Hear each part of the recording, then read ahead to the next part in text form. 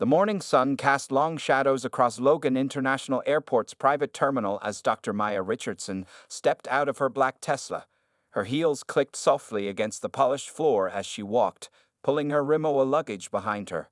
At 42, Maya carried herself with the quiet confidence that came from years of breaking barriers in the medical field.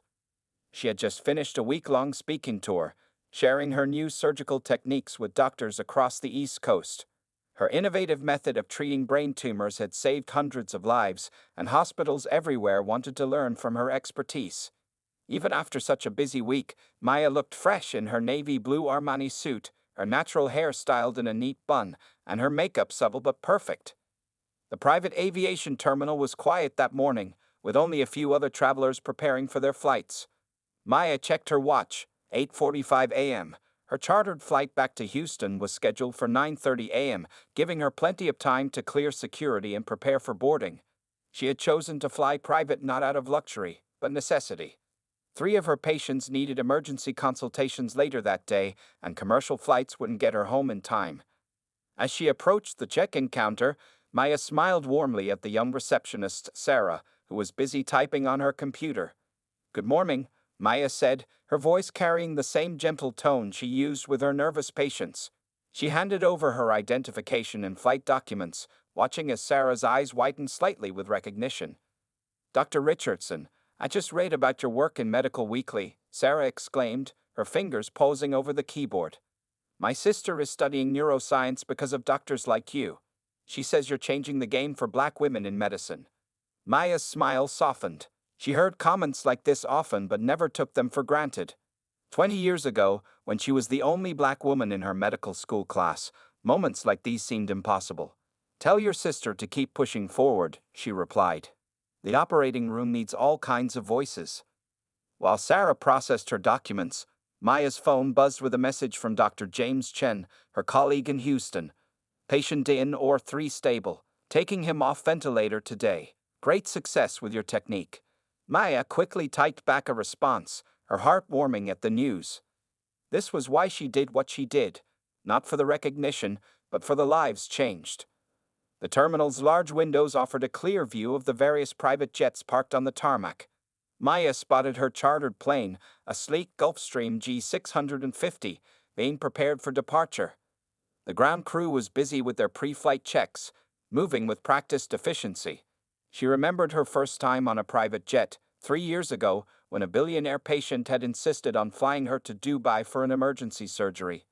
Now, these flights were sometimes necessary for her packed schedule, though she still felt slightly out of place in such luxury.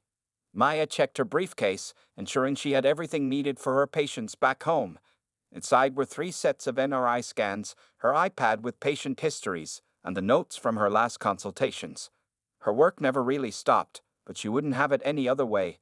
Being one of the few Black female neurosurgeons in the country meant she carried not just her own dreams, but the hopes of countless young girls who saw themselves in her.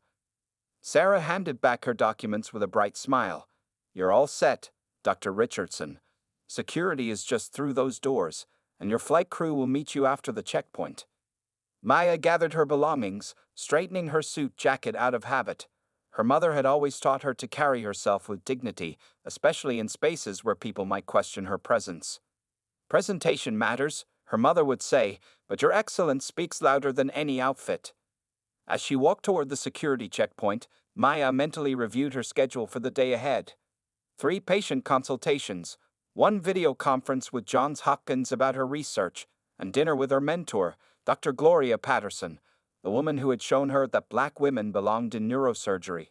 Little did Maya know that the next few minutes would test her dignity and resolve in ways she never expected. As Maya approached the security checkpoint, she noticed guard Thomas Whittaker straightening up in his chair. His eyes narrowed as she got closer, and his hand moved to adjust his badge, making sure it caught the light. At 55, Whittaker had worked at Logan International's private terminal for 15 years, and he had certain ideas about who belonged there. "ID and papers," he said sharply, not using the polite please or good morning she had heard him say to the white businessman just moments before. Maya calmly handed over her documents, including her pilot-verified credentials and flight manifest. As a frequent flyer through private terminals, she always kept her papers perfectly organized. Whittaker picked up her ID, holding it at different angles as if checking for forgery. Dr. Maya Richardson, he read aloud, his tone suggesting disbelief. And you say this is your private flight? He looked past her, perhaps expecting someone else to appear and claim responsibility for her presence. Yes, that's correct, Maya replied evenly, maintaining eye contact. She had faced similar situations before, in medical school, at hospital board meetings, even at doctors' conferences. Her mother's words echoed in her mind. Let them reveal their prejudice while you show your strength. A young white couple walked up to the checkpoint next to them. Whittaker barely glanced at their papers before waving them through with a friendly smile. Have a great flight, folks. The contrast was impossible to miss, but Maya kept her composure, her expression neutral and professional. There seems to be some irregularity here, Whittaker announced, though he hadn't actually pointed out any specific problem. He began typing into his computer, painfully slow, one finger at a time. You understand we have to be very careful about security these days. Other travelers were starting to notice the situation. An elderly white woman in expensive jewelry frowned, not at Whittaker's behavior, but at the delay Maya was causing. A middle-aged Asian businessman, however, watched with clear recognition of what was happening, his own expression darkening with remembered experiences. Of course, security is important, Maya agreed, her voice calm but firm. You'll find everything in order.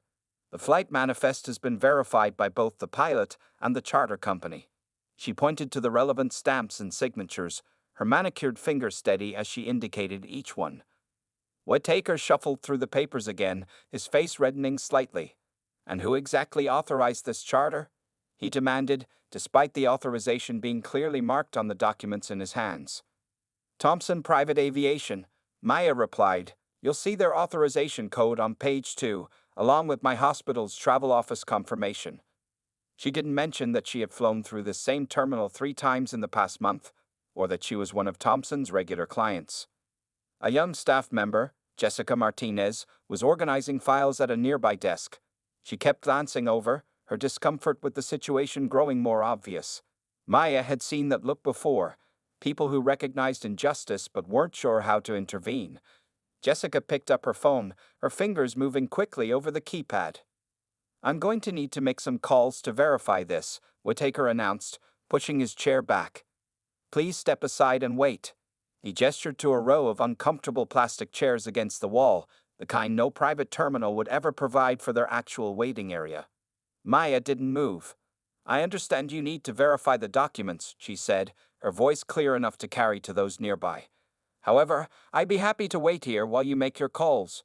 My flight is scheduled for 9:30, and my patients in Houston are expecting me for their consultations this afternoon. Whittaker's jaw clenched. He wasn't used to this kind of quiet resistance, someone who knew their rights and maintained their dignity without raising their voice. More people were watching now, including 2 other security guards who seemed uncertain whether to intervene. Just then, Jessica Martinez's phone call appeared to be answered. She spoke quietly but urgently into the receiver, her eyes darting between Maya and Whittaker.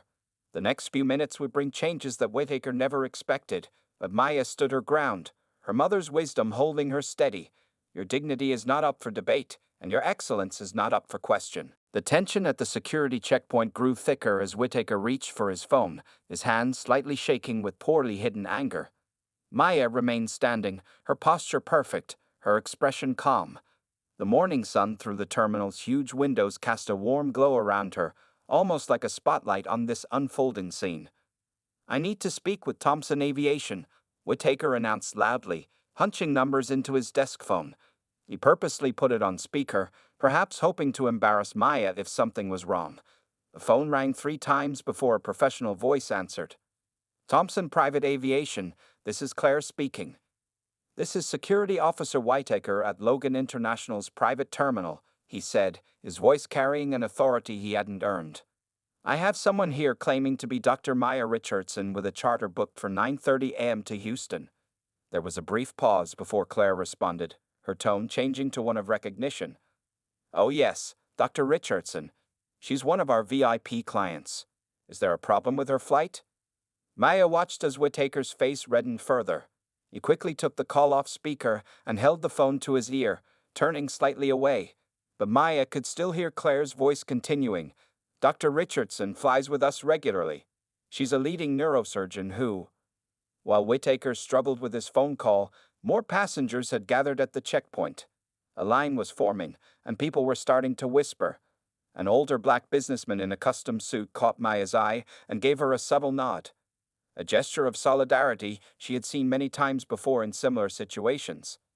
Jessica Martinez, the young staff member who had made a phone call earlier, approached her desk with a tablet in hand.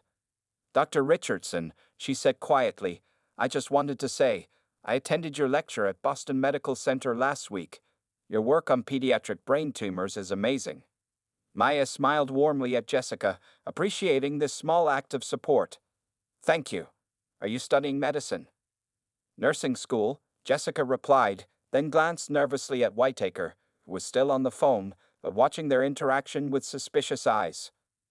The growing delay attracted the attention of other security staff. 2 more guards approached, but instead of supporting Whittaker, they seemed unsure of the situation. One of them, Officer Chen, recognized Maya from a charity event at the hospital where his daughter had been treated. Whittaker ended his call with Thompson Aviation, but immediately started dialing another number. "Need to verify with the hospital now," he muttered, though this was not standard procedure. Maya checked her watch. It was now 9:10 a.m., and her patience, while still intact, was being tested. "Mr. Whittaker," she said calmly, using his name for the first time, "I provided all required documentation, which has been verified by Thompson Aviation. My flight crew is waiting, and I have patients expecting me in Houston. Is there something specific you need to verify?" Her question hung in the air, direct but polite, challenging him to explain his actions without being confrontational. Other travelers watched the exchange, some recording discreetly with their phones. The story of a black female doctor being harassed at a private terminal would soon spread across social media. Just then, the elevator doors opened, and operations manager David Chen strode out, having been alerted by Jessica's earlier phone call. He surveyed the scene quickly, the growing line of frustrated passengers, Whittaker's obvious agitation, and Maya's composed presence. Maya noticed the change in atmosphere immediately. Several security guards straightened their uniforms, and Whittaker's hand holding the phone froze mid-dial. She had seen this reaction before, when someone with real authority entered a room. The next few moments would determine how this situation would be resolved. Maya thought of her patients waiting in Houston, of the young black girls who looked up to her, of her mother's teachings about dignity. She had handled this type of discrimination before, but this time felt different. This time, there were too many witnesses, too much at stake, for the incident to be brushed aside or forgotten. Operations Manager Chen approached the checkpoint, his face serious but calm. The morning sun now filled the terminal completely, illuminating a scene that would soon become a teaching moment for everyone present. Operations Manager David Chen walked toward the security checkpoint with purpose in each step. At 48, he had worked his way up from being a baggage handler to managing the entire private terminal. He had seen discrimination before, sometimes subtle, sometimes blatant, but he never let it slide. "Good morning, Dr. Richardson," Chen said, his voice carrying clearly across the terminal. He purposely used her title, sending a clear message to everyone present. "Jessica had informed me there might be some confusion about your documentation." Whittaker stood up quickly, almost knocking over his chair. "Sir, I was just following protocol."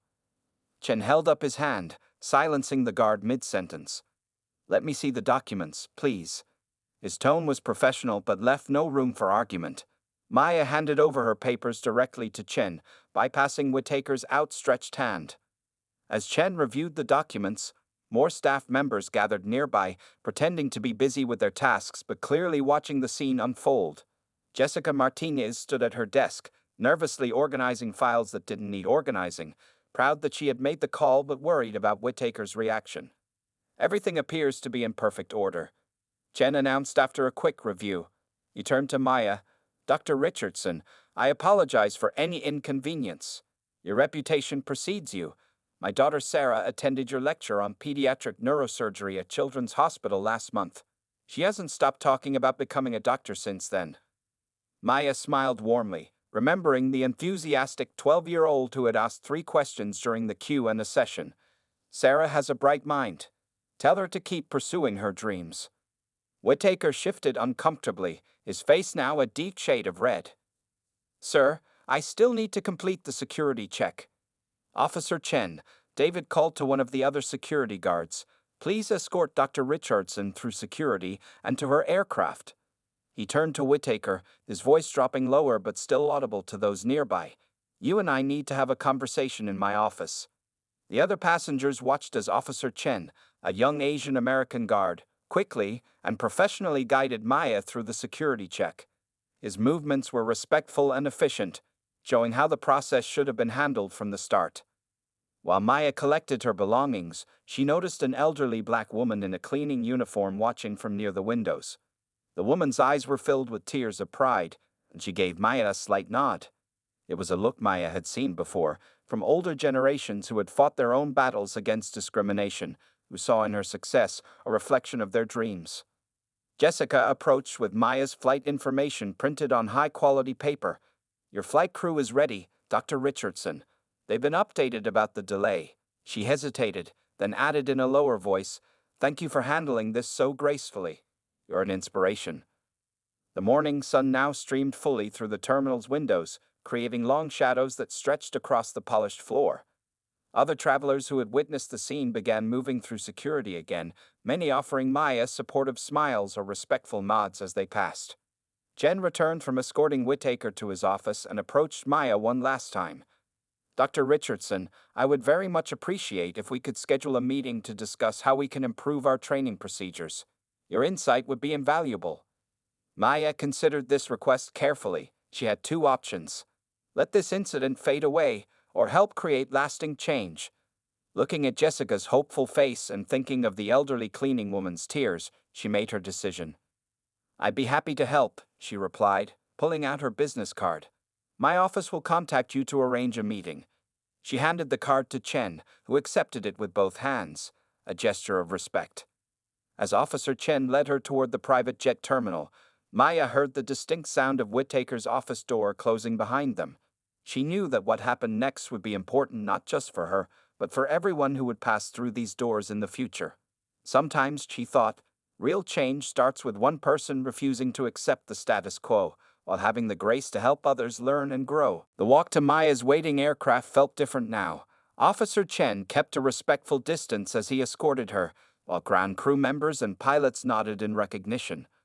Word had spread quickly through the terminal about what had happened at the security checkpoint. Through the large windows, Maya could see her Gulfstream G650 waiting on the tarmac, its white paint gleaming in the morning sun.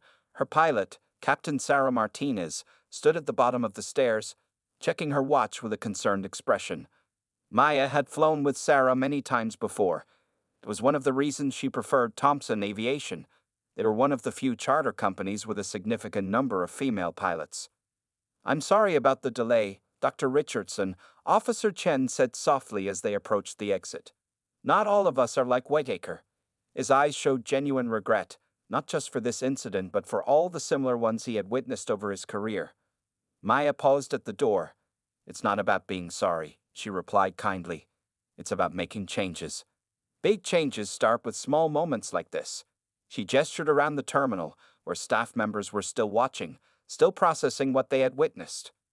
Just then, Operations Manager Chen caught up with them, slightly out of breath. Dr. Richardson, before you leave, I'd just spoken with our terminal director. She would like to implement immediate changes to our security training protocols. Would you be willing to consult with us? Maya thought about her packed schedule, the surgeries, the research, the lectures. But she'd also thought about the young black girl she had seen earlier, watching the whole scene while holding her mother's hand. That girl needed to see change happen. Send the proposal to my office, Maya said, handing him another business card. We can start with a virtual meeting next week. She smiled at Jessica, who was hovering nearby. And please include your junior staff in the training development. They'd often see things senior management might miss. Jessica's face lit up at being included. She stepped forward, holding a small package. Dr. Richardson, we've upgraded your in-flight meal to apologize for the delay. I remembered you mentioned being vegetarian during your lecture. The thoughtfulness of this gesture touched Maya. It wasn't about the meal. It was about being seen, being remembered as a person rather than an incident. She accepted the package with a warm thank you. As Maya walked across the tarmac, the morning breeze gently lifting her jacket, she heard quick footsteps behind her. Turning, she saw the elderly black cleaning woman from earlier hurrying toward her, still holding her mop.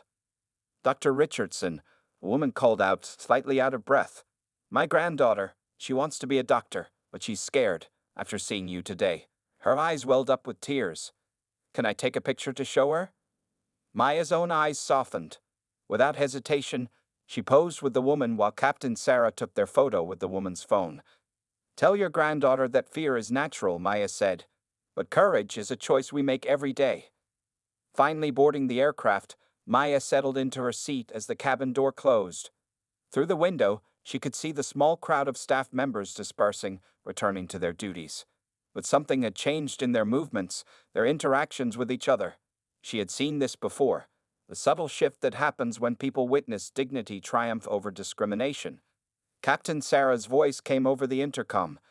"Dr. Richardson, we're ready for takeoff. Flight time to Houston will be 3 hours and 20 minutes. And," she paused, her voice carrying a note of pride, "thank you for showing them what real class looks like." As the aircraft taxied toward the runway, Maya opened her laptop to review her patient's files. In a few hours, she would be back in surgery, doing what she loved most. But she knew that what happened today at Logan International would have ripples far beyond this morning. Sometimes she thought, the most important surgeries weren't the ones you performed on the brain, but the ones that helped heal society's prejudices. By the time Maya's plane landed in Houston, the incident at Logan International had already spread across social media. Someone had recorded the confrontation on their phone, and the video showed Maya's calm dignity in stark contrast to Whittaker's obvious prejudice. But what caught people's attention wasn't the discrimination, it was how she handled it. Walking through Houston's medical center the next morning, Maya noticed more people than usual looking her way. Her phone hadn't stopped buzzing with messages since last night, but she had focused on her patients first. Now, sitting in her office between surgeries, she finally read through some of the responses.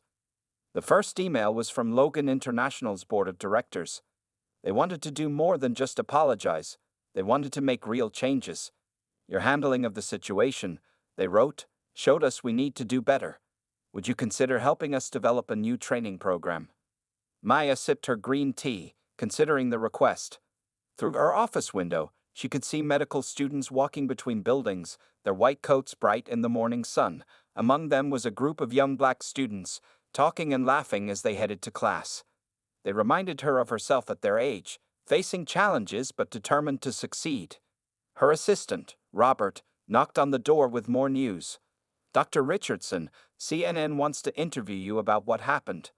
And Mrs. Johnson, the cleaning lady from Logan International. "Her granddaughter's video about you has gone viral. The one where she talks about wanting to be a doctor now." Maya smiled, remembering the elderly woman's tears. She opened the video on her phone, a young black girl, maybe 14, speaking with passion about her dreams. "Dr. Richardson showed me that we don't have to be angry to be strong," the girl said. "We can change things by being excellent and keeping our dignity." The girl's words touched something deep in Maya's heart. She thought about all the times she had faced similar situations, in medical school, during her residency, even as a senior surgeon. Each time, she had chosen dignity over anger, excellence over resentment. Her phone buzzed again. This time it was a message from Jessica Martinez, the young staff member from Logan International. "Dr. Richardson, you won't believe what happened. The airport started immediate changes after you left. Whittaker has been suspended pending training, and they're reviewing all security protocols. Your impact here is already huge." Maya looked at her calendar for the next week. Between surgeries and consultations, she had little free time.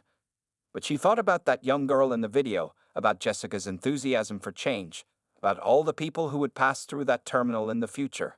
She pressed the intercom button. "Robert, please clear some time next week for a virtual meeting with Logan International. And about that CNN interview, tell them I'll do it. But I want to focus on moving forward, not dwelling on the incident." Just then, Dr. Gloria Patterson, her old mentor, walked into the office. At 70, Gloria had been one of the first black female neurosurgeons in Texas. She had faced much worse discrimination in her time, but like Maya, she had never let it stop her. "I saw the video," Gloria said, sitting down across from Maya. "You did good, child. But now comes the important part, turning this moment into lasting change." Maya nodded, understanding exactly what her mentor meant. She pulled out her laptop and began typing an email to Logan International. She outlined her vision for a comprehensive training program, one that would address not just obvious discrimination, but the subtle biases that often went unnoticed. "You know what's powerful about what you did?" Gloria continued, watching Maya work. "You showed them that excellence doesn't need permission. Dignity doesn't ask for acceptance. You just stand in your truth and let them adjust to your light." Outside Maya's office, the hospital bustled with activity. Somewhere in those halls, young doctors and medical students were hearing about what happened in Boston. Some of them would see themselves in her story, finding courage in her example. Others would learn about their own biases, maybe for the first time. Maya finished her email and looked up at her mentor. "We're not just changing an airport's policies," she said softly. "We're changing how people see themselves and each other." 2 weeks after the incident, Maya found herself back at Logan International, but this time in a conference room overlooking the runway.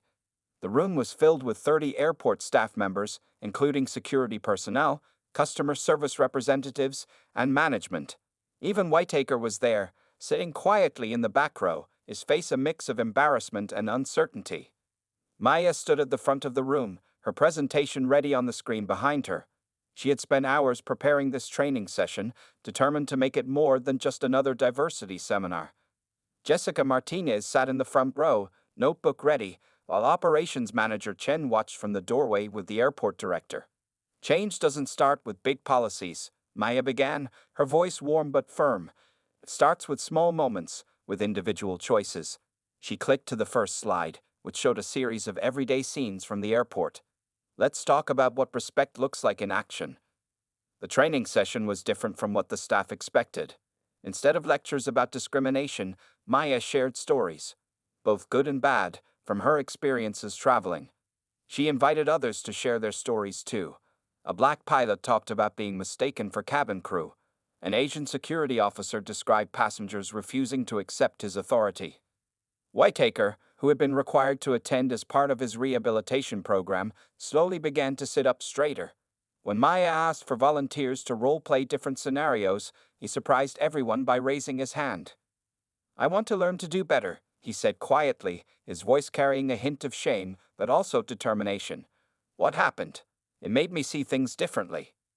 During the lunch break, Maya noticed small groups of staff members talking animatedly about what they'd learned.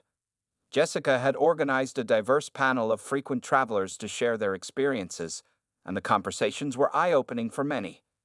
Dr. Richardson, the airport director, said, approaching her with a document in hand, "We drafted new security protocols based on your recommendations.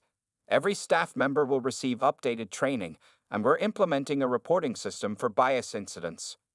Maya reviewed the document, noting how they had incorporated her suggestions about body language, tone of voice, and consistent treatment of all passengers. The changes went beyond just rules. They were about changing the culture. In the afternoon session, Maya introduced something unexpected, a mentorship program. She had worked with the airport to pair junior staff members with senior leaders who could guide them and advocate for their advancement. Jessica was matched with a female operations director who had broken several glass ceilings herself.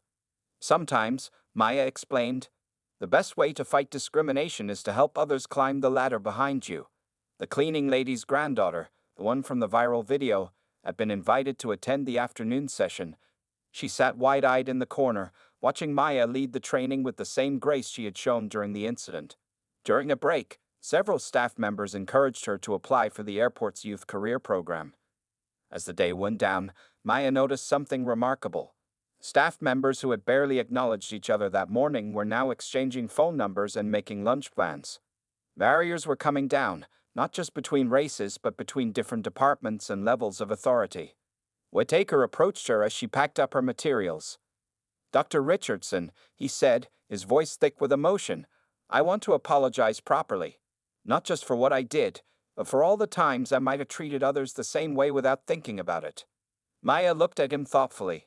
Apologies are good, Mr. Whitaker, but actions are better. What will you do differently tomorrow? I've asked to be part of the new welcome team, he replied. I want to help make sure everyone feels respected when they come through our terminal. As the sun set over the runway, casting long shadows through the conference room windows, Maya watched the staff members leaving in groups, still talking about what they'd learned. Jessica was showing the cleaning lady's granddaughter how the security equipment worked, while Chen was deep in conversation with a group of junior staff about implementing their suggestions. Real change, Maya thought, wasn't just about policies or training sessions. It was about touching hearts and opening minds, one person at a time, and sometimes the biggest changes started with the smallest moments of grace. 6 months had passed since the incident at Logan International, and Maya was once again walking through its private terminal. But this time, everything felt different. The changes were visible from the moment she stepped through the door. The security desk, once a place of tension, now had a diverse team of officers greeting passengers with genuine smiles. Maya noticed Whitaker among them, but he wasn't checking documents anymore. Instead, he was training a young black woman, showing her how to make passengers feel welcome while maintaining security protocols. Dr. Richardson. Jessica Martinez called out, hurrying over. She wasn't a junior staff member anymore. She wore a supervisor's badge now. You won't believe all the changes since your last visit. Her enthusiasm was contagious as she led Maya through the terminal. The walls, once bare, now displayed photographs of aviation pioneers from all backgrounds. Maya stopped at one showing Bessie Coleman, the first African-American woman to earn a pilot's license. Below it, a small group of schoolchildren on a field trip listened as their guide told Coleman's story. We have tours now, Jessica explained proudly. We show kids that aviation careers are for everyone. She pointed to a familiar face among the tour guides, the cleaning lady's granddaughter, now working part-time at the airport while preparing for medical school applications. The airport director met them near the security checkpoint, where a new sign clearly displayed passenger rights and the airport's commitment to respectful treatment. Dr. Richardson, your impact here has gone far beyond what we imagined, she said, gesturing to a tablet displaying statistics. The numbers told a powerful story. Complaints about discriminatory treatment had dropped by 95%. Staff diversity had increased by 40%, but most importantly, employee satisfaction scores had reached record highs. People weren't just doing their jobs differently, they were doing them better. Maya's old friend, Captain Sarah Martinez, no relation to Jessica, was waiting by the aircraft, but this time she wasn't alone. A group of young aviation students, mostly girls from minority backgrounds, were getting a tour of the cockpit as part of the airport's new mentorship program. Remember the video of your incident? Jessica asked as they walked. It's now part of our training materials, but not to show what went wrong. We use it to show how dignity and professionalism can drive positive change. Near the private jet entrance, Maya saw a familiar elderly face. The cleaning lady was still there, but now she wore a supervisor's uniform, overseeing terminal operations. Her eyes filled with tears when she saw Maya, and she hurried over to share her news. My granddaughter got accepted to pre-med, she exclaimed, pulling out her phone to show Maya the acceptance letter. She says you showed her that barriers are meant to be broken, not just for yourself but for others too. As Maya prepared to board her flight, she noticed something else new. A wall of photographs near the boarding area showed successful professionals from various backgrounds who regularly used the terminal: doctors, executives, pilots, and entrepreneurs. In the center was a picture of Maya, but the caption wasn't about the incident. Instead, it read, Dr. Maya Richardson, changing lives through neurosurgery and inspiring change through grace. That was Whitaker's idea, Jessica said softly. He said it's important to show that success doesn't look just one way. Before boarding, Maya stopped to talk with the aviation students. Their eyes were bright with possibility as they shared their dreams. One young black girl, wearing a pilot's cap that was too big for her head, looked at Maya with determination. My mom showed me the video of what happened to you, the girl said. But I like what happened after better. You didn't just fix things for yourself, you fixed them for all of us. As Maya settled into her seat on the aircraft, she thought about how one moment of discrimination had transformed into something powerful. Through the window, she could see the new faces at the terminal, the changed procedures, the spirit of inclusion that now filled the space. Captain Sarah's voice came over the intercom. Dr. Richardson, welcome back. Thanks to you, this isn't just a different terminal, it's a different world for all of us. As the plane took off into the bright morning sky, Maya smiled. Sometimes the best response to discrimination wasn't to tear things down, but to build something better, not just for yourself, but for everyone who would come after.